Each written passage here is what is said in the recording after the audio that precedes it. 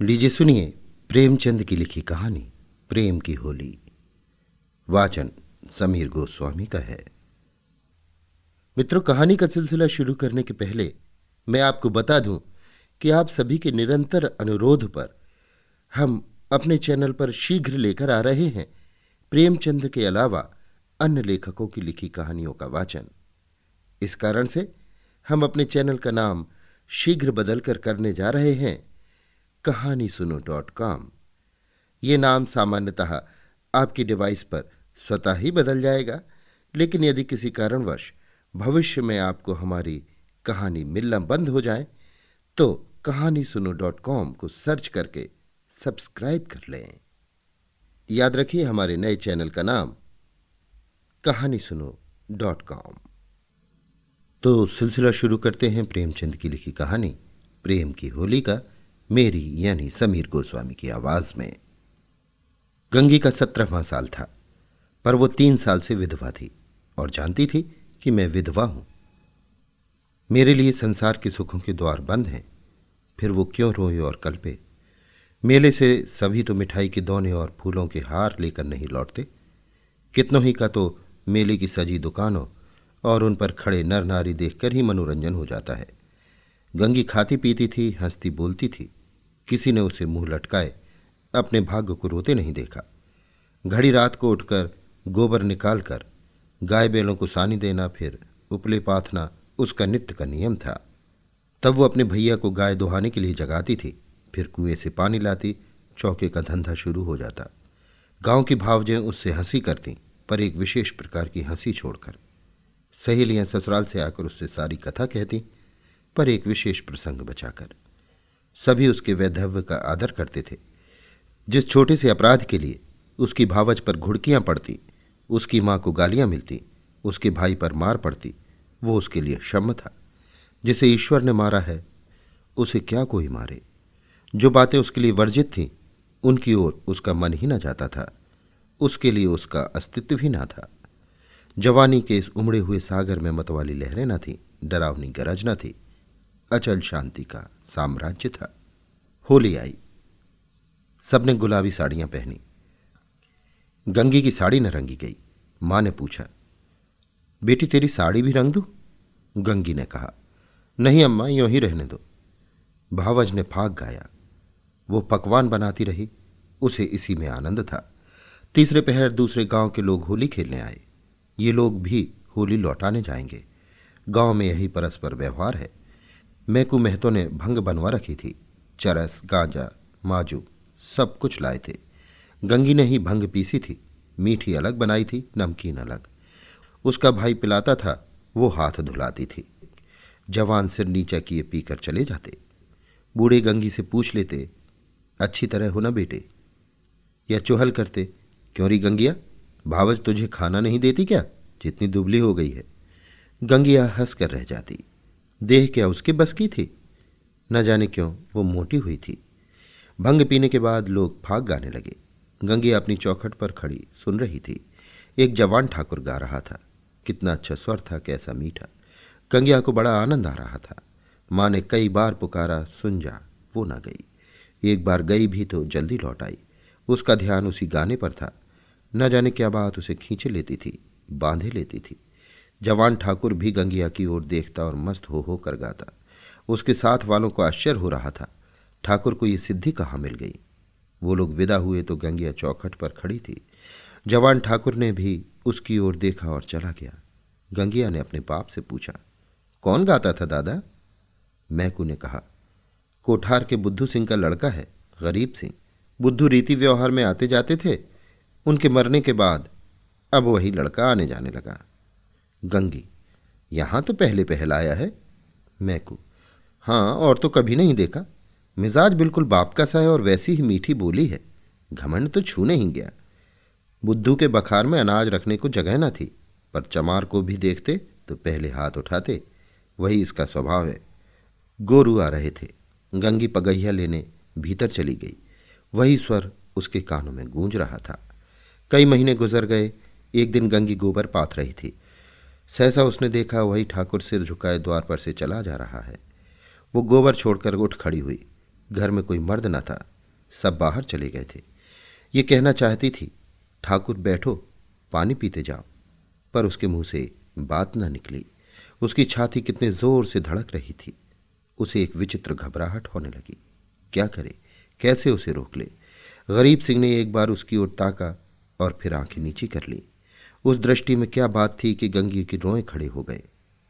वो दौड़ी घर में गई और मां से बोली, अम्मा वो ठाकुर जा रहे हैं, गरीब सिंह। मां ने कहा, किसी काम से आए होंगे। गंगी बाहर गई तो ठाकुर चला गया था। वो फिर गोबर पाथने लगी, पर उपले टूट टूट जाते थे। आप ही आप हाथ बंद हो जाते, मगर फिर चौंक कर पाथने लगती, जैसे कहीं दूर से उसके कानों में आवाज आ रही हो। वही दृष्टि आंखों के सामने थी। उसमें क्या जादू था, क्या मोहनी थी। उसने अपनी मूक भाषा में कुछ कहा। गंगी ने भी कुछ सुना। क्या कहा ये वो नहीं जानती, पर वो दृष्टि उसकी आंखों में बसी हुई थी। रात को लेटी तब भी वही दृष्टि सामने थी। स्वप्न में भी वही दृष्टि दिखाई दी। फिर कई महीने गुजर गए। एक दिन संध्या समय मैकू द्वार पर बैठे सन कात रहे थे और गंगी बैलों को सानी चला रही थी कि सहसा चिल्ला उठी, दादा दादा, ठाकुर। मैकू ने सिर उठाया तो द्वार पर गरीब सिंह चला आ रहा था। राम राम हुआ। मैकू ने पूछा, कहाँ गरीब सिंह, पानी तो पीते जाओ। गरीब आकर एक माची पर बैठ गया। उसका चेहरा उतरा हुआ था। वो कुछ बीमार सा जान पड़ता था। मैकू ने कहा, कुछ बीमार थे क्या? गरीब, नहीं तो दादा। मैकू, कुछ मुंह उतरा हुआ है, क्या सूद ब्याज की चिंता में पड़ गए? गरीब, तुम्हारे जीते मुझे क्या चिंता है दादा? मैकू, बाकी दे दी ना? गरीब, हां दादा, सब बेबाक कर दिया। मैकू ने गंगी से कहा, बेटी जा, कुछ ठाकुर को पानी पीने को ला। भैया हो तो कह देना चिलम दे जाए। गरीब ने कहा, चिलम रहने दो दादा, मैं नहीं पीता। मैकू, अब की घर ही तमाकू बनी है, सवाद देखो, पीते तो हो। गरीब, इतना बेअदब न बनाओ दादा, काका के सामने चिलम नहीं हुई, मैं तुमको उन्हीं की जगह देता हूं। ये कहते कहते उसकी आंखें भर आईं। मैकू का हृदय भी गदगद हो उठा। गंगी हाथ की टोकरी लिए मूर्ति के समान खड़ी थी। उसकी सारी चेतना, सारी भावना गरीब सिंह की बातों की ओर खिंची हुई थी। उसमें और कुछ सोचने की और कुछ करने की शक्ति न थी। ओह, कितनी नम्रता है, कितनी सज्जनता, कितना अदब। मैकू ने फिर कहा, सुना नहीं बेटी, जाकर कुछ पानी पीने को लाओ। गंगी चौंक उठी, दौड़ी हुई घर में गई, कटोरा मांजा, उसमें थोड़ी सी राब डाली, फिर लोटा गिलास मांझकर शरबत बनाया। मां ने पूछा, कौन आया है गंगिया? गंगी, वो है ठाकुर गरीब सिंह।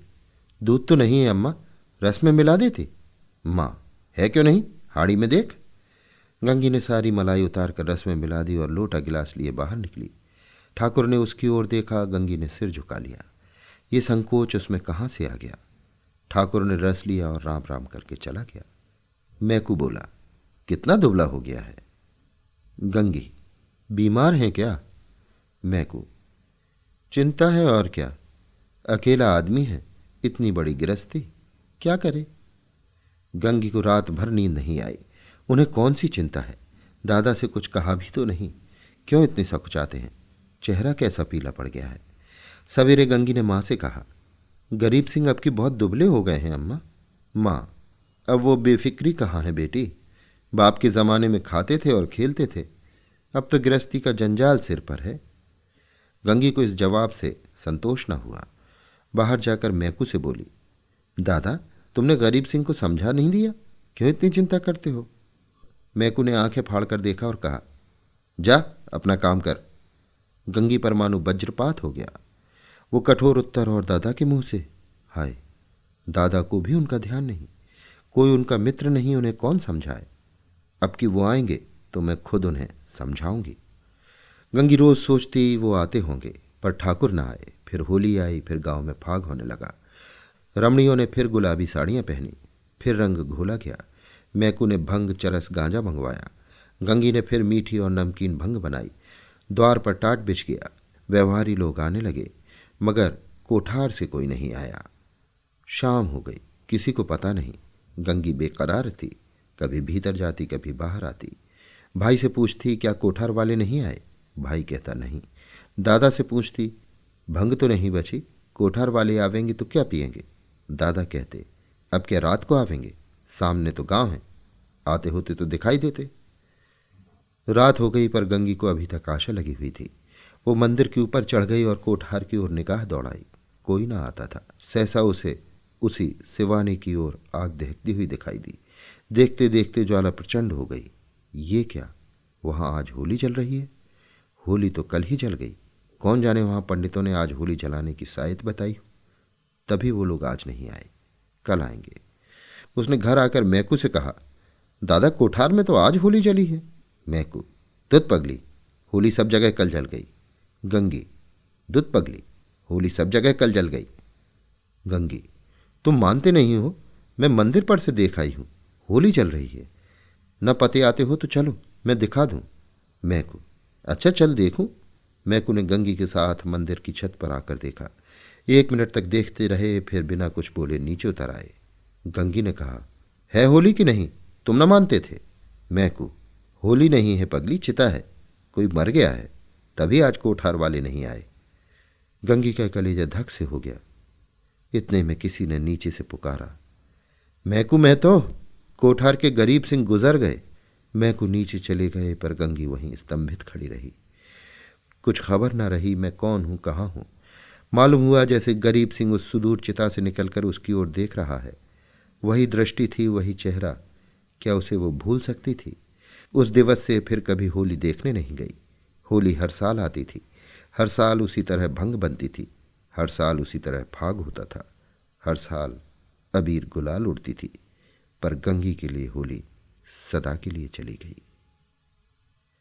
अभी आप सुन रहे थे प्रेमचंद की लिखी कहानी प्रेम की होली। वाचन समीर गोस्वामी का था।